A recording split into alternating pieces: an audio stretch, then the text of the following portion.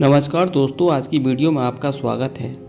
ऋषिकेश की पहाड़ियों से निकलकर मैदानी इलाकों की तरफ बहती गंगा नदी के घाट पर एक अजीब सा सुकून, शांति हमेशा छाई रहती थी।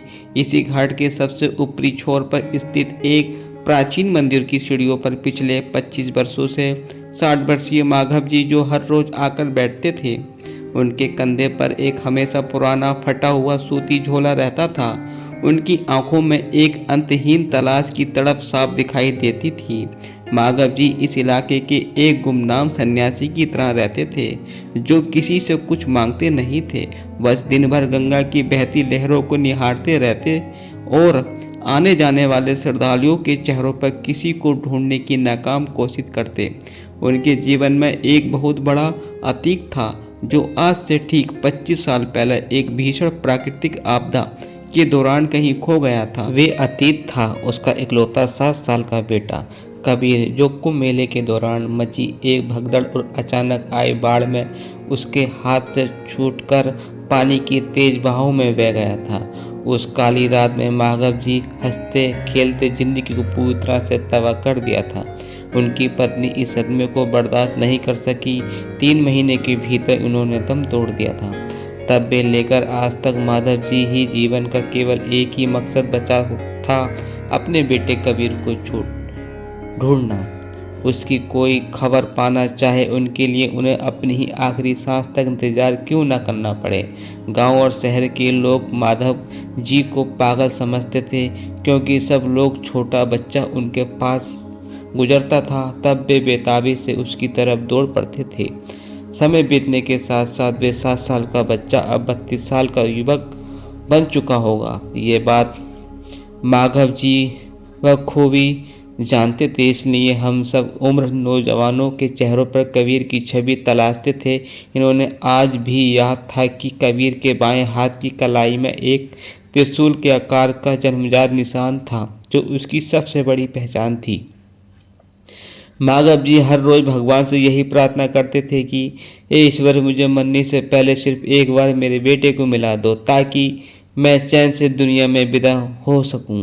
इधर देश की आर्थिक राजधानी मुंबई के एक बेहद आलीशान और आधुनिक अस्पताल में शहर के सबसे मशहूर new surgeon doctor Arnab Kapoor अपने केबिन में बैठे एक बेहद जटिल ऑपरेशन की केस स्टडी कर रहे थे। डॉक्टर अर्नब की गिनती देश में उन चुनिंदा डॉक्टर में होती थी जिनकी उंगलियों में साक्षात धर्मांतर का वास माना जाता था। वे सब हजारों मरते हुए मरीजों को नया जीवन दे चुके थे। अर्नब दिखने में ही वेदर शांत और गंभीर, अपने कामकाज के प्रति पूरी तरह से समर्पित इंसान थे, लेकिन उनके भीतर एक गहरा सा राज छुपा था।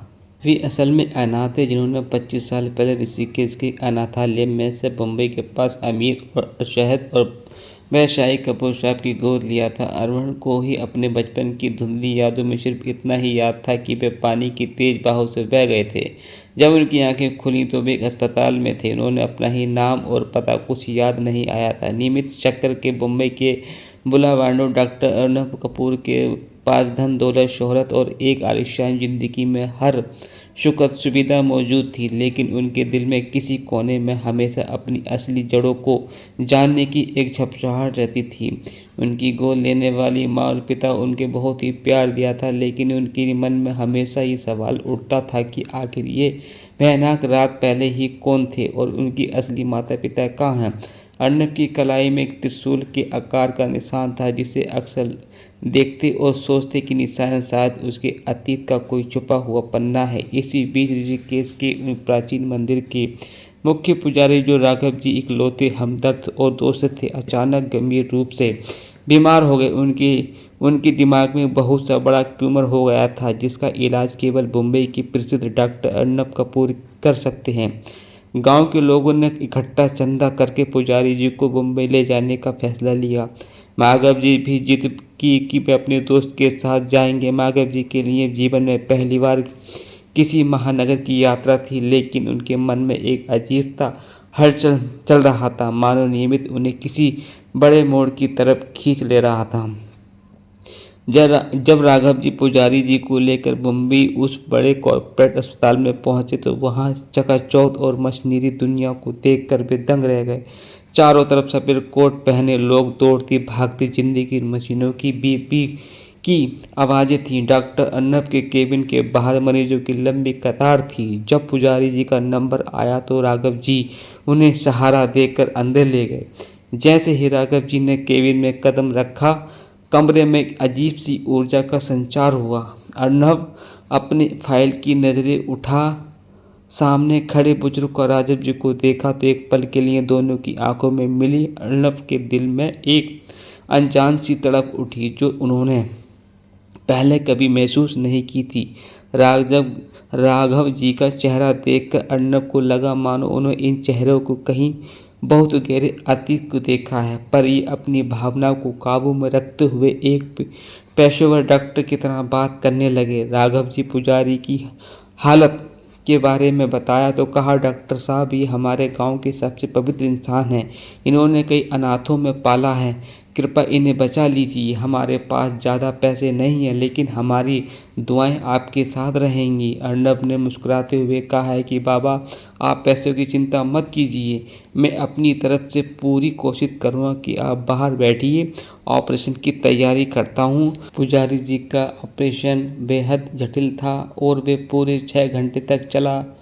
माधव जी अस्पताल की प्रतीक्षालय में बैठकर लगातार अपनी माला फेर रहे थे और भगवान से पुजारी जी का जान की भीख मांग रहे थे। आखिरकार ऑपरेशन थिएटर का लाल बल्ब बंद हुआ और डॉक्टर अर्नब बाहर निकले। उनके चेहरे पर एक थकी हुई लेकिन संतोषजनक मुस्कान थी। उन्होंने माधव जी के पास जाकर कहा, बाबा बधाई हो, ऑपरेशन पूरी तरह से सफल हो रहा है और पुजारी जी अब खतरे से बाहर हैं। ये सुनते ही माधव जी आंखों में खुशी के आंसू बह निकले। उन्होंने ही भावुक होकर डॉक्टर अर्नब का हाथ अपने हाथ में ले लिया। जैसे ही माधव जी ने ही अर्नब का दाहिना हाथ पकड़ा और अर्नब के ही कोट की अस्थित थोड़ी पीछे खिसक गई और जिससे ही कलाई पर बना त्रिशूल के आकार का जन्मजात निशान पूरी तरह से उजागर हो गया। इस निशान को देखते ही माधव जी के हाथ कांपने लगे, उनकी माला जमीन पर गिर गई और वे स्थिर होकर वे निशान को निहारने लगे। 25 साल की अंतहीन तलाश, हजारों रातों का रोना और करोड़ों प्रार्थना पल में ही माधव जी की आंखों के सामने आकार हो गया। माधव जी कांपती हुई उंगलियों के अर्नब की कलाई लेकिन माधव जी आंखों में मौजूद उस आदिम और गहरे बत्तीस से देखकर ही जड़ हो गए। अर्नब ने पूछा कि बाबा आप मेरा बचपन का नाम कैसे जानते हो और आपको इन निशान के बारे में कैसे पता है। माधव जी फूट फूट कर रोने लगे और बोले, बेटा मैं कोई बाबा नहीं हूँ, मैं तुम्हारा अभागा पिता हूँ। इसी निशान तो 25 साल के गंगा के घाटों में ढूंढ रहा हूँ। उस कुंभ के मेले की रात जब तुम बाढ़ में बह गए थे तब मेरा संसार उजड़ गया था।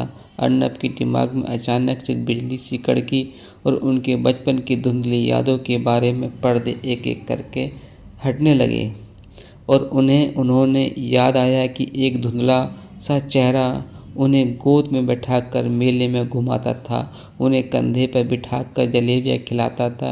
अर्नब थर-थर काँपते हुए, क्या आप सचमुच मेरे पिता हो? माधव जी ने अपने ही फटे हुए झोले में एक अत्यंत पुरानी, फटी और पीली फड़ चुकी तस्वीर निकाली जिससे एक युवा माधव जी अपने पत्नी और एक छोटे बच्चे के साथ खड़े थे। उस पर छोटे बच्चे की कलाई पर वही त्रिशूल साफ दिख रहा था। भावुक मिशन और सत्य और पराठस्थ उस पुरानी तस्वीर को देखते ही डॉक्टर अर्नब के पैर तले जमीन खिसक गई। उसी तस्वीर को दिख रही थी महिला का चेहरा ठीक वैसा ही था जैसे अर्नब को अक्सर अपने सपनों में दिखाई देता था। अर्नब इस खुद को सोख नहीं पाया और वे शहर के बड़े से डॉक्टर, इतने बड़े रईस होने के सारा मुखौटा भूलकर अपने घुटनों के बल पर बैठ गए और माधव जी पैरों को पकड़कर जोर जोर से रोने लगे। पूरा अस्पताल का स्टाफ वहीं मौजूद मरीज अद्भुत चमत्कारी मिलनों को देखकर स्तब्ध हो गया। किसी प्रकार की आंखों में नम हो चुकी थी। माधव जी ने अपने ही कलेजे के टुकड़े को उठाकर अपने ही लगा लिया। 25 साल बाद ये सूखा वीरान रेगिस्तान आज पिता के पुत्र के आंसू की बारिश की पूरी तरह भीग गया, जिससे अर्नब ने कहा है कि पिता मुझे माफ़ कर दीजिए कि मैं इतने साल से कहाँ था, जिंदगी जीत रहा था, मेरे लिए आप दर दर की ठोकरें खाते थे, माधव जी के आंसू पोंछते हुए नहीं हुए, ईश्वर का ये न्याय है। अलग तुम जाओगे तो मैं कैसे आपको भूल जाऊंगा। अदर बहुत सोच सोच कर समझ करता था और पुरानी जी को होश आया। उन्होंने इस चमत्कारी मिलन का पता चला तो उन्होंने बेड पर लेटे लेटे ये हाथ जोड़कर कहा कि माधव, मैंने कहा था कि न गंगा मैया कभी किसी को सच्ची श्रद्धा खाली हाथ नहीं लौटाती। तुमने जीवन भर त्याग और तपस्या की है, आज तुम्हारा